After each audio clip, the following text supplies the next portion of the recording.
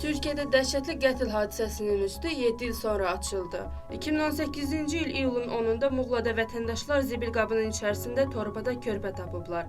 News 24 az xəbər verir ki, hadisə yerinə polis və həkim briqadası göndərilib. Həkim qrupları doğuşdan dərhal sonra göbək bağı belə kəsilmədən konteynerə atılan körpə qızın öldüyünü müəyyən edib. Polis qrupları bu hadisəni 7 il sonra yenidən araşdırıb. Onlar kamera görüntülərinə baxaraq şübhəlinin Gülcan Dəniz olduğunu müəyyən edib. Nəzarətə alınan Dəniz ifadəsində dəhşətli həqiqəti soyuqqanlılıqla etiraf edib.